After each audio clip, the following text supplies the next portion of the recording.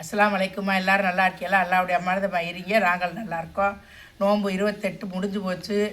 28வது நோன்பு வச்சுருக்கோமா. இன்ஷா அல்லாஹ் இன்னும் 2 நாள் நோம்பை வச்சு நல்லபடியாக பெருநாளை கொண்டாடுவோம். கேஸு காலியாக போச்சுமா. கேஸ் இல்லாமல் நம்ம என்ன செய்வோம்? கேஸ் போயிடுச்சே, சோறாக்கணுமே, அணங்காச்சனுமே, அல்லல்லாம் அப்படி இப்படி ஒரே பரபரப்பாக பேசிக்கிட்டு இருந்தாங்க. எல்லோரும் பேசுகிறாங்க, பேசிக்கிட்டே இருக்காங்க. நான் என்ன செய்கிறேன், இன்னும் விறகு அடுப்பில் பற்ற வச்சு அணங்காச்ச சோறாக்க முடியாது. எங்களுக்கு முடியுமா அப்படிங்கிறாங்க. வா, நான் உனக்கு விறகடுப்பில் ஆனங்காய்ச்சி சோறாகி தாரேன்னு கூட்டிகிட்டு வந்தேன். என் மகளை வா, பின்னாடி வா போவோம் அப்படின்ட்டு கூட்டிகிட்டு வந்து எவ்வளோ சீக்கிரமாக அடுப்பு பற்ற வைக்கிறேன் பாருன்னு சொல்லி கூட்டிகிட்டு வந்திருக்கேன். விறகடுப்பை பற்ற வச்சு கருணக்கிழங்கானம் காய்ச்ச போகிறேன். நீங்கள் இதே மாதிரி இந்த விறகுகளை போட்டு எரித்து சோறுகளை ஆக்குங்க. என்ன விறகடுப்பு பற்ற வைக்குதோ, அந்த காலத்தில் விறகடுப்பு இல்லாமல் கேஸை யார் வாங்கி தந்தா? கேஸு நான்லாம் கல்யாணம் பண்ணி போய் எங்கள் மாமியார் வீட்டிலலாம் விறகடுப்பு தான் நாங்கள்லாம் எரித்தோம். விறகடுப்பு, எருவாட்டி, அது இதுன்னு வச்சு. இப்போவாது அழகான விறகுகள்லாம் நல்லா கிடைக்கிது, வாங்கி வச்சு எரிக்கலாம். தீப்பெட்டியுமே நல்லா ஒரு பாட்டில் பிளாஸ்டிக் டப்பாக்களில் போட்டு வச்சுட்டேன்டா. இந்த மாதிரி ஒரு பாட்டிலில் போட்டு வச்சிட்டோம்டா, அது பாட்டு கெட்டு பதவத்துக்கு வந்து வச்சு 10 நாள் ஆச்சு இந்த அடுப்படிக்கு வந்து. இன்னைக்கு வந்துருக்கு மாதிரி எப்படி பற்ற வைக்கிறதுன்னு பற்றியா அடுப்பு தீப்பெட்டி. நான் மண்ணெண்ணெயெல்லாம் ஊற்ற மாட்டேன் பாருங்கள், எப்படி அடுப்பு எரிக்க வரேன். அவ்வளோதே, ஒரு குச்சியை பொருத்தி போட்டு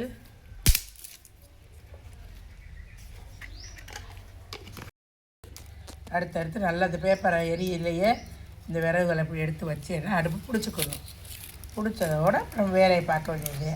விறகடுப்பை பற்ற வச்சு இப்படி ஒன்று ஒன்றா விறகு மேலே வச்சேன்னா நல்லா தான் எரிய ஆரம்பிச்சிருச்சா. எரிமையை ஆரம்பித்த உடனே தீ டபக்குன்னு வைக்கக்கூடாது, கொஞ்சம் நேரம் இருக்கணும். அந்த தீ வந்து நல்லா எரிஞ்சு பிடிச்ச பிறகு வச்சோம்னா புகை வாடை இருக்காது. புகை வாடை இல்லாமல் நல்லா அழகாக வேலை வைக்கலாம். ஆனஞ்சோறு வீசாது. இப்படி பற்ற வச்சுருக்கேன் அடுப்பை. இதே பெரிய வேலையெல்லாம் கிடையாது. கேஸ் இருந்தால்தே ஜோராக்க முடியும். அடுப்பு இல்லாமல் என்ன செய்யணும், ரொம்ப தவதாயப்படக்கூடாது. இந்த அடுப்பு நல்லா எரிஞ்சிருச்சு பாருங்கள் எப்படி எரியுதுன்னு. இப்போ என்னமோ அடுப்பு ராக்கெட் அடுப்புன்னு செஞ்சு விற்கிறாங்க, அதுக்கு விறகுதான் தேவைப்படுது. அதுகளை பாருங்கள், எல்லோரும் பார்க்குறாங்க. அந்த அடுப்புகளையும் வாங்கி பார்க்குறாங்க, சமைக்கிறாங்க.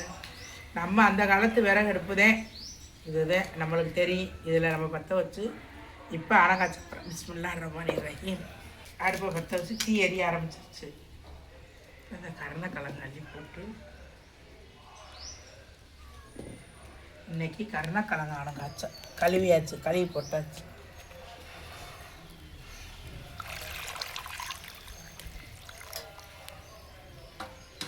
தண்ணி ஊற்றி வேக வச்சிருக்கேன்.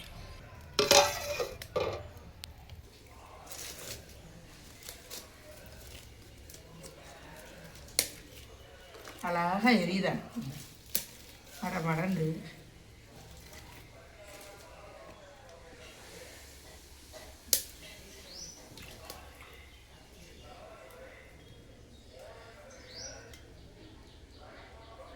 ஒரே கரியானம், மீனான், காடை, கோழி குடலை பிரட்டிட்டு வருது. இன்றைக்கி புளிக்குழம்பு காய்ச்சல் அப்படின்ட்டு இன்றைக்கி வந்து கருணக்கிழங்கு கருவாடு போட்டேன். இதுக்கு கருவாடுதே, கருவாடு போட்டு கருணக்கிழங்கானம் காய்ச்சி அப்பளம் பொரித்து சகருக்கு சாப்பிடணும் இன்ஷா அல்லாஹ். ஆமாம், கருணக்கிழங்கானம் வேணும்னா வாங்க, ராத்திரிக்கு சோறு. நிறைய பச்சை மிளகாய் தான் இருக்குது. இதெல்லாம் பிஞ்சு மிளகாய் தான். இந்த கனத்த மிளகாய் பறிச்சுருந்தா இந்த கண்ணில் பெரிய மிளகாய் இந்த கறிங்க தான் 2 மிளகாய் ஆனத்துக்கு போடும். போதுமா 2? ஏமா உங்கள் வீட்டில் முளைக்குதுங்கிறக்கா 10 மிளகா போடுவோமா? 2 தேமா போடணும். இந்த 2 போதும். ஒரு மிளகாய் இவ்வளோ பெருசாக இருக்குது. இந்த 2 உடச்சி 4 பீஸ் போட்டாச்சு. சீலா கருவாடு ஆனத்துக்கு போட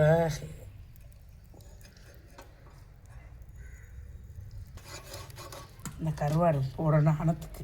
இந்த தேங்காயை திருவி வலுவலுன்னு அரைச்சிக்கிட்டு வா. நான் புளிஞ்சுதான் ஊற்றுவேன். இதுதான் நல்லா மையாக அரைச்சிக்கிட்டு வா. இந்த கருணக்கிழங்கு வேறு அழகாக அழிஞ்சிருச்சு. இந்த பாரு, கருணக்கிழங்கு அப்படி மையா எப்படி அழிஞ்சிருச்சு சத்தியா.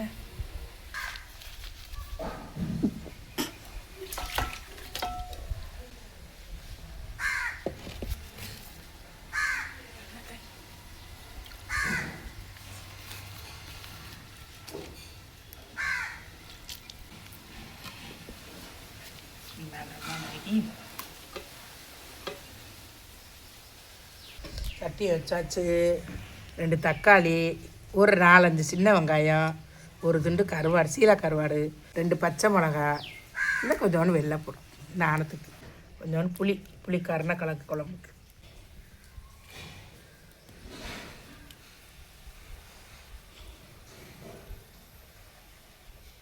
நல்ல மையாக வெந்துருச்சு.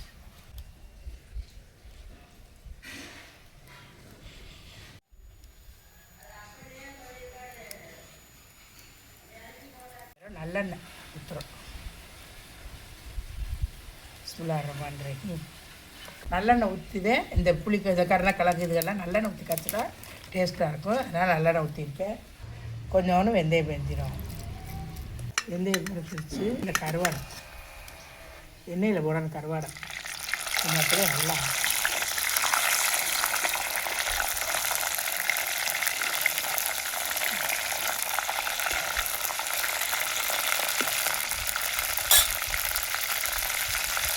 சின்ன வெங்காயம் 2-3 வெள்ளைப்பூடு பொடி பூடு,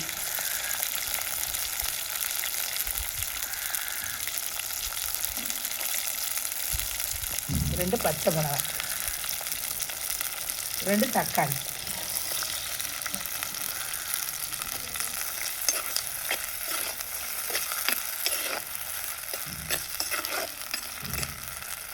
நல்லா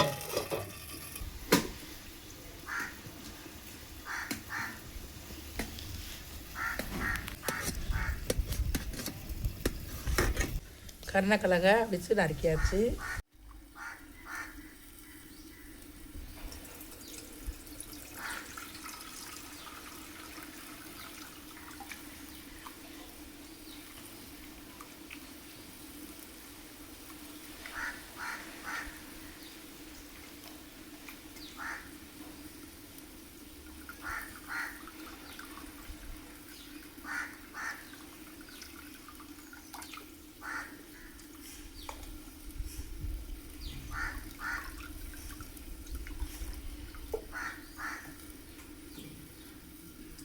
புளியை கரைச்சிட்டு கொஞ்சோண்டு மஞ்சத்தூள், கொஞ்சோண்டு மசாலா பொடி, மீன் குழம்பு பொடி, இது வந்து மல்லிப்பொடி ஒரு 2 ஸ்பூன். தக்காளிலாம் நல்லா மையாக வெந்துருச்சு. அழகாக வெந்துருச்சு தக்காளி.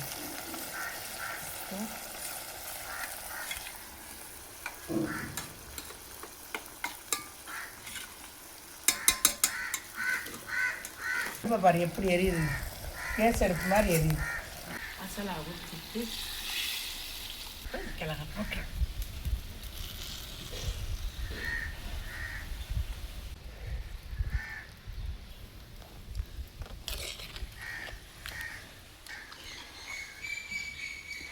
இவ்வளவு கருணக்கிழங்கான. இப்போ இது கொஞ்சம் தேங்காய் ஊற்றணும்.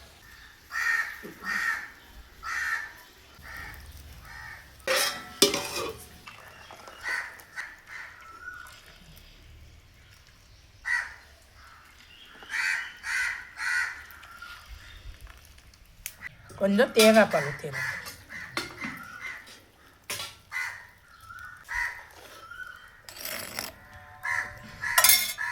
கொஞ்சம் கருவேப்பிலை. அவ்வளோ தக்காளி கண்டா. இது இந்த தக்காளி கொடைக்கான் தக்காளி. ஆமாடி, அதே நீல நீல விதையாக இருக்குது.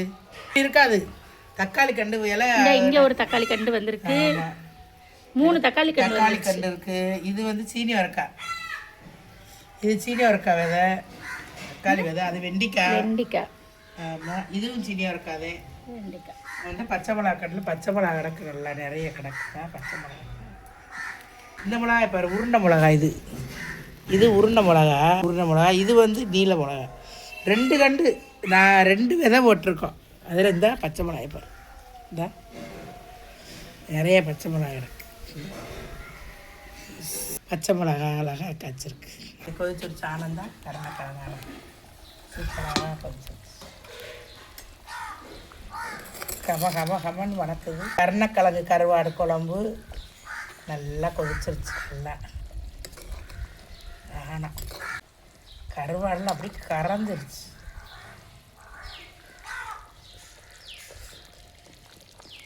அப்படியே அடுப்பில் போட்டுட்டு வாங்க சொல்லிட்டாங்க. நோம்பு இல்லாமல் இருந்தால் குடிச்சு பார்க்கலாம், டேஸ்ட்டு. நோம்புனால குடிச்சு பார்க்க முடியாது. விறகு அடுப்பு பற்ற வைக்கிறது பெரிய வேலை கிடையாது. விறகு அடுப்புகளை பற்ற வச்சு சோறாடத்தை காய்ச்சி நல்லா சாப்பிடுங்க. விறகுலாம் பயப்படாதீங்க. எல்லாத்தையும் தான் பழகிக்கிறேன். உலகத்தில் ஒவ்வொரு நாட்டுகளில் என்னென்னமோ நடக்குது.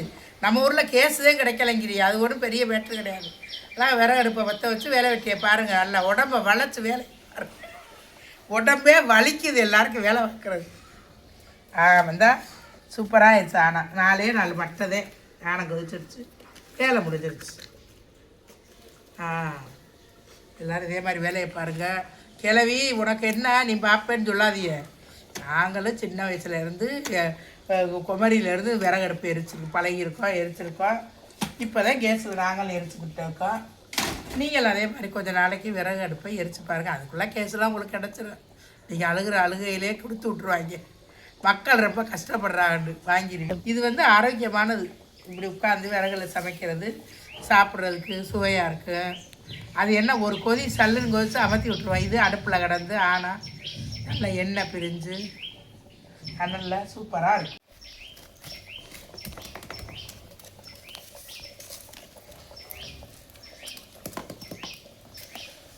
அடுப்பு வேலை முடிஞ்சிருச்சுன்னா இப்படி அடுப்பில் அடக்கிற விறகு எடுத்து இப்படி இது பண்ணிடுறோம். ஏன் போட்டு விட்ருக்காங்க.